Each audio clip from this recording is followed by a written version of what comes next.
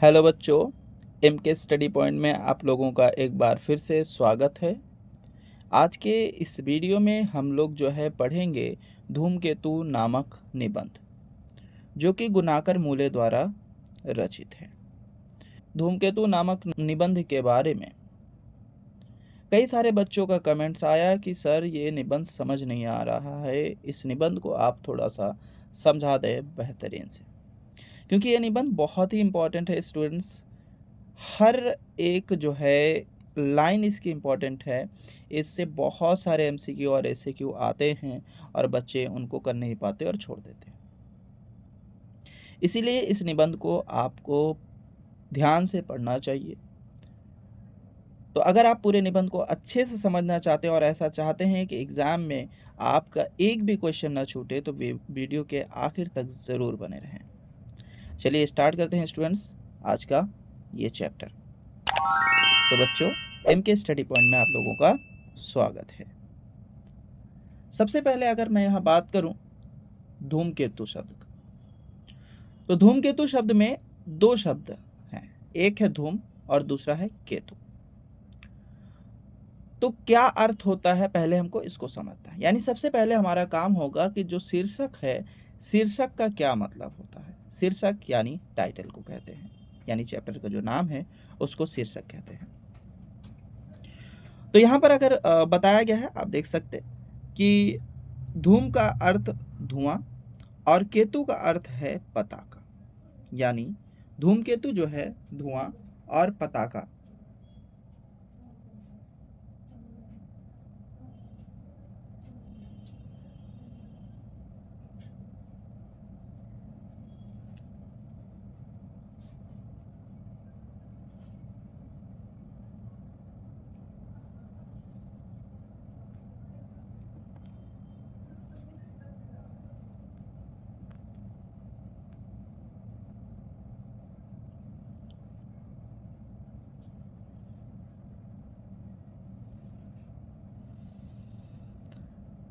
ठीक है स्टूडेंट्स, तो धूम का अर्थ है धुआं और केतु का अर्थ है पताका।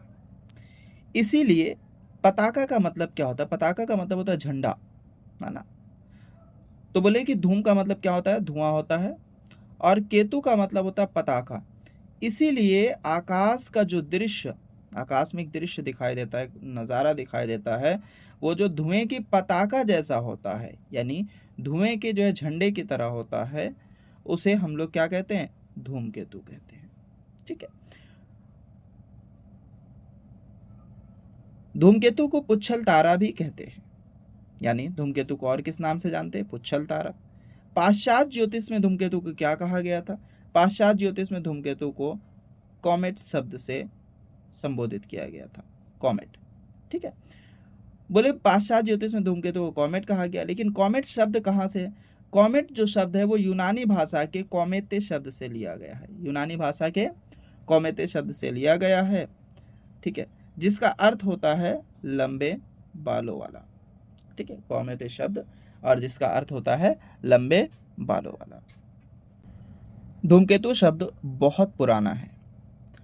अथर्ववेद में धूमकेतु व उल्का शब्द आते हैं। यानी अगर अथर्ववेद की बात करें, इतना पुराना है कि अथर्ववेद, वैदिक काल के समय में, बोले अथर्ववेद में धूमकेतु व उल्का दो शब्दों का प्रयोग हुआ है। महाभारत में भी धूमकेतु के उल्लेख हैं। महाभारत में भी बताया गया, क्या बताया गया? महाभारत के एक स्थान पे लिखा है कि महाभयंकर धूमकेतु जब पुष्य नक्षत्र के पार पहुंचेगा तो भयंकर युद्ध होगा। ठीक है, तो इस तरह से महाभारत में बताया गया है। इस प्रकार पुराने जमाने में धूमकेतु को भयंकर खतरे का सूचक समझा जाता था। यानी हमको इससे ये सूचना मिल जाती, जब धूमकेतु दिख जाता था तो हमको सूचना मिल जाती थी कि कोई भयंकर युद्ध होने वाला है। बोले 6ठी सदी में, यानी 6th सेंचुरी में, हमारे देश में वराहमिहिर एक बड़े ज्योतिषी हुए, है ना। एक ज्योतिषी थे जिनका नाम था वराहमिहिर, जो 6ठी सदी के ज्योतिषी थे हमारे देश के। उन्होंने एक ग्रंथ लिखी थी, वृहत संहिता। उन्होंने एक बुक लिखी थी जिसका नाम था वृहत संहिता, और उसमें केतुचार अध्याय में, उसमें एक पार्ट था जिसका नाम था केतुचार, यानी चौथा पार्ट। तो उस अध्याय में उन्होंने विनाशक धूमकेतु के बारे में जानकारी दी। धूमकेतुओं के बारे में विस्तार से जानकारी दी। उन्होंने सब कुछ क्लियरली समझाया है, बताया है कि विस्तार से जानकारी दी है। वराह ने धूमकेतुओं के शुभाशुभ फलों का भी ज़्यादा से ज़्यादा जिक्र किया। उन्होंने स्पष्ट लिख दिया कि किसी धूमकेतु के दर्शन होने या अस्त होने का काल गणित की विधि से नहीं जाना जा सकता। उन्होंने लिखा था, तो ये संस्कृत में लिखा हुआ है, वो कोटेशन भी यहाँ दिया हुआ है, ठीक है। तो इसने कहा कि कोई भी धूमकेतु जो है दर्शन होगा या अस्त होगा, यानी दिखेगा और या छिपेगा, तो उसको जो है हम किसी भी मैथमेटिकल कैलकुलेशन से पता नहीं कर सकते, ठीक है। ये बात वराहमिहिर ने अपने बृहद संहिता पुस्तक के केतुचार अध्याय में बताया था। उसके बाद आगे कहते हैं, धूमकेतुओं से दूसरे देशों के लोग भी बेहद डरते थे, इसीलिए पुराने ग्रंथ में इन धूमकेतुओं के बारे में काफ़ी जानकारी मिलती है। 1528 में यूरोप के आकाश में धूमकेतु प्रकट हुआ था। यानी जब लोग ज़्यादा डरते हैं तो उसके बारे में जानकारी इकट्ठा करके रखते हैं कि कब और कहाँ दिखा है और आगे कब दिखने वाला है, और इसी वजह से 1528 में यूरोप में एक धूमकेतु प्रकट हुआ। और फिर अमरोई पेरी ने, उन्होंने एक पुस्तक लिखी थी जिसका नाम था आकाश के राक्षस, ठीक है। अमरोई पेरी द्वारा रचित पुस्तक आकाश के राक्षस। उस पुस्तक में उन्होंने धूमकेतु के बारे में जानकारी दी। क्या लिखा? उन्होंने कहा कि यह धूमकेतु इतना भयंकर था कि डर के मारे कई लोग मर गए और बहुत से बीमार पड़ गए। उन्होंने साफ लिख दिया कि धूमकेतु से कई लोग जो है डर के मारे, सिर्फ धूमकेतु ने कुछ नहीं किया, लेकिन उनको इतनी डर हो गई थी उससे कि डर के मारे लोग जो है मर गए और बहुत सारे लोग बीमार पड़ गए थे। उसके बाद जो है लेकिन अब धूमकेतुओं से ना कोई डरता है। उसके बाद बहुत सारा अध्ययन हो जाता है, अध्ययन होने के बाद धूमकेतुओं से कोई भी नहीं डरता है। इस तरह ना कोई डरता है और ना ही अब बीमार पड़ता है। अब इन धूमकेतुओं के बारे में हम बहुत सी बातें जानते हैं, इसकी वजह से कोई अब नहीं डरता है। यूरोप के एक महान ज्योतिषी थे जिनका नाम था तीखे ब्राहे। उन्होंने पहली बार जो है 1577 ईस्वी में सिद्ध किया था। उन्होंने एक चीज़ प्रूव कर दिया था, सिद्ध किया था, धूमकेतु पृथ्वी से बहुत दूर है। उन्होंने कहा कि धूमकेतु पृथ्वी से काफ़ी दूर है। अब पृथ्वी से दूर तो चंद्रमा भी है। इसने कहा चंद्रमा से भी अधिक दूर है, मतलब कि धूमकेतु पृथ्वी से तो दूर है ही है, लेकिन चंद्रमा से भी अधिक दूर है, इसलिए पृथ्वी से टकराने या उससे डरने की कोई संभावना नहीं है। आइजैक न्यूटन, आप लोग सभी जानते होंगे आइजैक न्यूटन को। तो इसने कहा आइजैक न्यूटन, इनके एक मित्र थे एडमंड हेली, ठीक है। आइजैक न्यूटन के एक दोस्त थे, मित्र थे न्यूटन चाचा के, एडमंड हेली। न्यूटन के गुरुत्वाकर्षण सिद्धांत के प्रकाशन में हेली का बहुत बड़ा हाथ था। अब न्यूटन ने जो गुरुत्वाकर्षण का एक सिद्धांत दिया, ग्रेविटी का जो नियम उन्होंने जो बताया है ना, उन्होंने जो रूल दिया, यहाँ पर सिद्धांत दिया पूरी तरह से, तो उस सिद्धांत में सिर्फ न्यूटन का हाथ नहीं था, बल्कि एडमंड हेली ने भी बहुत हेल्प किया था। धूमकेतु का अध्ययन करते हुए हेली इस परिणाम पर पहुंचे। लेकिन अब यहाँ पर हेली धूमकेतु का अध्ययन करते हैं और अध्ययन करते हुए इस नतीजे पर पहुंचे कि धूमकेतु भी हमारे सौरमंडल, सोलर सिस्टम का जो है सदस्य है, मेंबर है। ये भी सूर्य की परिक्रमा करते हैं। अगर वो सोलर सिस्टम का मेंबर है, सौरमंडल का सदस्य है, तो सूरज की परिक्रमा करेगा। तो बोले सूरज की परिक्रमा करते हैं। इसने कहा चूंकि पुराने जमाने में लोग उससे डरते थे, इसीलिए ग्रंथों में जानकारी मिल जाती है कि आकाश में धूमकेतु कब कब दिखाई दिए थे। और पुराना अध्ययन करने के बाद पता चला कि 1531 में, 1607 में ये धूमकेतु प्रकट हुए थे। उसके बाद 1682 में हेली ने खुद स्वयं एक धूमकेतु देखा। यानी हेली के पास 3 जो है डेट मिल चुका था धूमकेतु के प्रकट होने का। हेली ने सोचा कि सूर्य गुरुत्वाकर्षण के कारण आकाश के ग्रह सूर्य की परिक्रमा करते हैं। अब सूरज का गुरुत्वाकर्षण होता है, जिसके वजह से आकाश में जितने भी जो है ग्रह हैं, प्लैनेट से, सब सूरज का चक्कर लगाते हैं। और जो भी चक्कर लगाता है एक निश्चित समय में सूरज का एक चक्कर पूरा कर लेता है, जैसे कि पृथ्वी 365 डेज में पूरा कर लेता है। इसी प्रकार धूमकेतुओं को भी इस निश्चित समय में सूर्य का एक चक्कर लगा लेना चाहिए। इसने कहा अगर ये भी मेंबर है तो इसको भी एक निश्चित समय, एक फिक्स टाइम लगता होगा सूरज का एक चक्कर लगाने में। इसने वही कहा कि अगर वो लगा लेगा तो फिर से पुनः उसी धूमकेतु उसी जगह पे प्रकट होगा। फिर हेली ने देखा कि 1531 में, 1607 और 1682 में जो भी धूमकेतु प्रकट हुए, तो इनमें 76 से 75 यानी 75 से 76 साल का अंतर है। यानी ये एक ही धूमकेतु है और 75 से 76 साल में वो एक चक्कर अपना पूरा करता है। हेली इस नतीजे पर पहुंचे कि वास्तव में एक ही धूमकेतु है और सौर मंडल की दूर की सीमाओं का चक्कर लगाकर 75 से 76 साल में पुनः सूर्य के पास लौटती है। ये बात भी सच है। अब कोई ज्यादा दूर से चक्कर लगा रहा है तो फिर ज्यादा समय लगेगा, इसीलिए धूमकेतु काफी दूर से चक्कर लगाता है और इसको एक चक्कर लगाने में 75 से 76 साल का समय लगता है। फिर उन्होंने लिख दिया कि यदि मेरी बात ठीक है, तो फिर 76 साल उन्होंने काउंट किया और 76 साल बाद सन 1758 ईस्वी में यह धूमकेतु फिर से प्रकट होगा। ये बात हेली ने कह दी थी। और उसके बाद हुआ कि आया समय 1758 और 1758 में आकाश में वो धूमकेतु फिर से दिखाई दिए और इससे हेली की जो भविष्यवाणी थी वो सही हो गई। लेकिन हेली की भविष्यवाणी सिद्ध तो हो गई, है ना, सही भी हुई और ये भी पता चल गया कि सौरमंडल का ही सदस्य हैं और वो सूरज का परिक्रमा करते हैं। लेकिन हेली स्वयं अपनी भविष्यवाणी सिद्ध होते नहीं देख पाए और 1742 ईस्वी में ही हेली की मृत्यु हो गई थी। लेकिन आज हम उसी धूमकेतु को किस नाम से जानते हैं? हेली के धूमकेतु के नाम से जानते हैं। क्यों? क्योंकि उसकी अध्ययन, उसकी खोज, उसकी सारी चीज़ों की जानकारी जो है किसने पता की थी? हेली ने। इसी वजह से आज उस धूमकेतु को हम लोग हेली का धूमकेतु कहते हैं। हेली का धूमकेतु पिछली बार 1910 ईस्वी में प्रकट हुआ था। यह धूमकेतु नेपच्यून ग्रह के कक्षा के परे जाकर करीब 76 साल बाद पुनः सूर्य के समीप पहुंचता है। इसीलिए जो है 1986 में यह धूमकेतु फिर से प्रकट हुआ। यानी धूमकेतु अपना चक्कर लगाने में, सूर्य का चक्कर लगाने में 76 साल का समय लेता है। उसके बाद खगोलविदों ने अब तक करीब 1500 धूमकेतुओं की कक्षाएं निर्धारित की, यानी उसकी कक्षा, उसका ऑर्बिट्स उन्होंने खोजा तो टोटल 1500 धूमकेतु की कक्षा मिली। अब धूमकेतु है या नहीं है, लेकिन उसके कक्षा तो जरूर मिल गए। उनके बारे में जानकारी प्राप्त की, धूमकेतु के बारे में उन्होंने जानकारी प्राप्त की और बताया कि धूमकेतु के 3 भाग होते हैं, नाभिक, सिर और पूंछ। अब इन नाभिक और सिर पूंछ का निर्माण कैसे होता है? इसने कहा धूमकेतु का अधिकांश द्रव्य कहाँ होता है? आपसे पूछ लिया जाएगा कि धूमकेतु का अधिकांश द्रव्य कहाँ होता है, तो इसके नाभिक में होता है।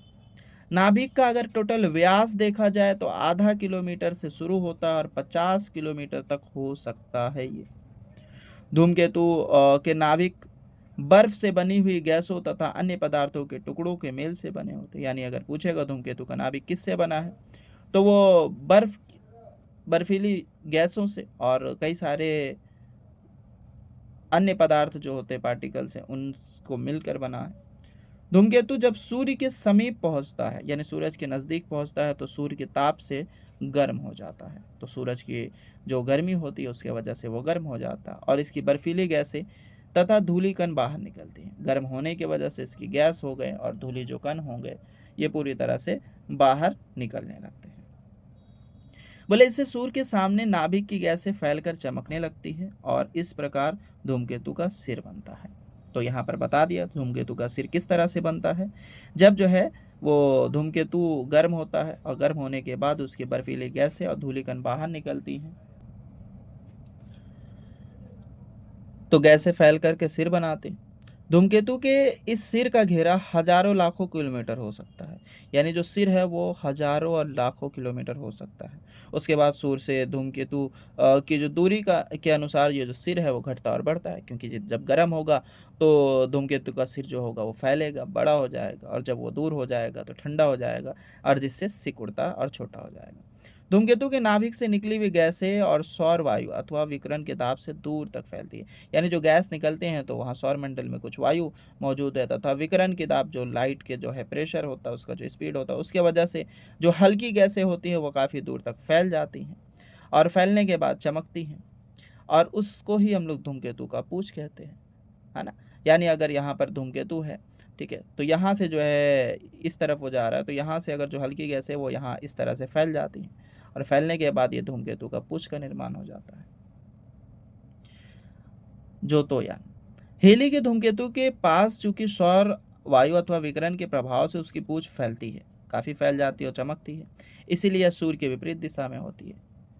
यानी धूमकेतु सूर्य का चक्कर लगाएगा परंतु उसकी चमकीली पूंछ हमेशा सूर्य की उल्टी दिशा में रहेगी। यानी धूमकेतु चक्कर लगाता रहेगा, लेकिन जो है ये धूमकेतु है, अगर ये चक्कर लगा रहा है सूरज का, लेकिन क्या है कि इसकी जो पूंछ होगी वो हमेशा यहाँ पर होगी, सूरज की उल्टे दिशा में होगी हमेशा। अगर धूमकेतु यहाँ है तो पूंछ यहाँ है, धूमकेतु यहाँ होगी तो पूंछ इस जगह पर होगी, ठीक है, तो हमेशा उल्टी दिशा में रहेगी।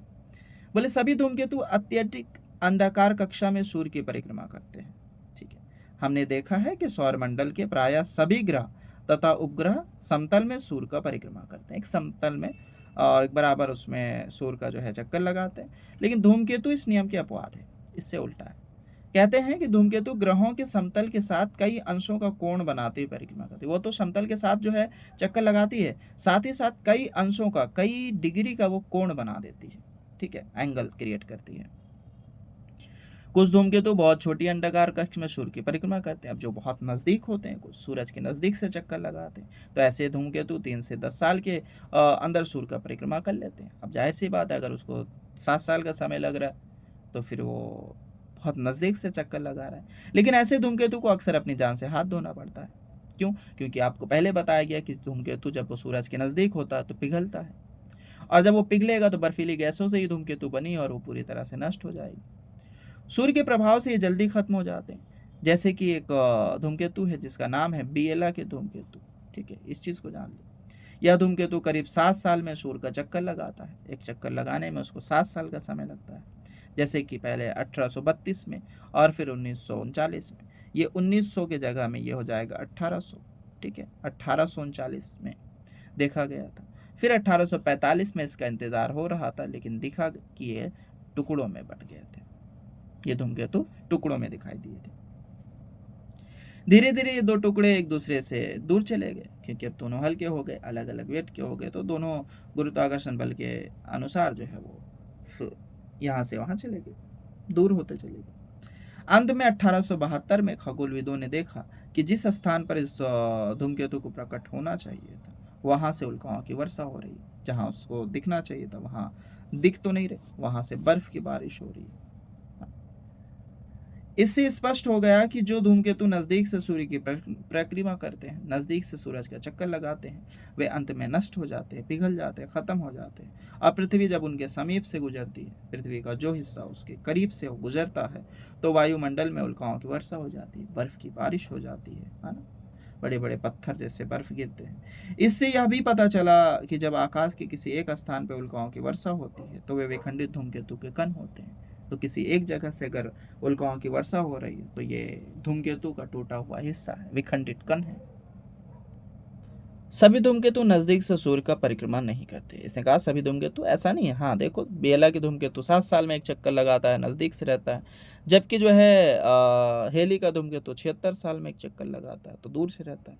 बहुत से धूमकेतु बृहस्पति, शनि, यूरेनस, नेपच्यून व प्लूटो ग्रहों से के परे चक्कर लगाता है, यानी इन सब ग्रहों से भी दूर, है ना, काफ़ी दूर जो है वो चक्कर लगाता है। कुछ धूमकेतु हज़ारों साल बाद लौटते हैं। कुछ ऐसे धूमकेतु होते हैं जो उनका एक चक्कर पूरा करने में कम से कम हज़ारों साल लग जाता है। लेकिन एक बात निश्चित है कि ये सारे धूमकेतु हमारे सौरमंडल के ही सदस्य हैं। इससे ये पता चल जाता है कि धूमकेतु जो है चक्कर तो लगा रहे हैं और सौरमंडल के ही सदस्य मेंबर है, उसका ही ये हिस्सा है, ठीक है। और जहाँ तक ये धूमकेतु जा रहे हैं, समझ लो वहाँ तक क्या है, सौरमंडल का विस्तार है, क्योंकि सबसे लास्ट और सबसे आखिरी या दूर की सीमाओं का चक्कर लगाने का कोई काम करता है तो वो सिर्फ और सिर्फ धूमकेतु है, ठीक है। उसके बाद कहते हैं कि सारे धूमकेतु अत्यंत अंडाकार या चपटी अंडाकार कक्षाओं में सूर्य की परिक्रमा करते हैं। कभी कभी कोई धूमकेतु किसी बाहरी पिंड के प्रभाव से कक्षा बदल देता है। कुछ धूमकेतु जो है बाहर के प्रभाव से प्रभावित हो जाते हैं, दूसरी दुनिया के प्रभाव से प्रभावित हो जाते हैं, वहाँ चले जाते हैं, इस चक्कर को छोड़ देते हैं। तब वह सौरमंडल को छोड़कर बाहरी अंतरिक्ष में निकल जाते हैं, दूसरे अंतरिक्ष में चले जाते हैं। उसके बाद यहाँ पर होता है धूमकेतुओं की रचना के बारे में अब भी कई बातें हम लोग नहीं जानते हैं, अज्ञेय है कई बातें। धूमकेतुओं की पूंछ से हमारी पृथ्वी गुजर सकती है, कोई भी दिक्कत नहीं होगा, पर उससे पृथ्वी पर कोई असर नहीं पड़ेगा, क्योंकि वो बहुत हल्की गैसों से बनी होती है। किसी धूमकेतु की पृथ्वी से टकरा जाने की संभावना ऐसे तो नहीं के बराबर है, ठीक है, तो इससे हमें डरने की कोई ज़रूरत नहीं है, क्योंकि वो पृथ्वी से टकराने की संभावना एकदम नहीं के बराबर है। ठीक है। सन 1985 तक धूमकेतु का अध्ययन धरती के वेधशालाओं से होता रहा। धरती में जो लैब बने हुए थे उन जगहों से ही हो रहा था, सारी चीज़ों को लिखकर। मगर 1985 से 86 का जब समय आता है तो हेली का धूमकेतु पृथ्वी के नज़दीक आ रहा था। तो यहाँ पर जो है योजना बनानी शुरू हुई कि हम लोग अंतरिक्ष यान भेजेंगे उसके करीब। उसके बाद सोवियत संघ ने एक यान भेजा जिसका नाम था वी है, यानी वो यान पहले वीनस के पास गया, फिर हेली के पास, तो इसका है और इसका वी, तो इसका नाम पड़ गया था वी है। 2 यान भेजे थे उन्होंने। ये दोनों यान पहले शुक्र के पास गए यानी वीनस के पास गए, और उसके बाद है ना हेली के धूमकेतु के पास पहुंचे, इसीलिए इसका नाम पड़ा वी है। ठीक है, तो इस बात को आप समझ के रखें। यूरोपीय अंतरिक्ष एजेंसी थी, उन्होंने जो यान हेली के धूमकेतु के पास भेजा था उसका नाम था जोतो, है ना। उस यान का ही नाम क्या था? जोता था। तो याद रखिएगा उस यान का नाम क्या था? जोतो। ठीक है।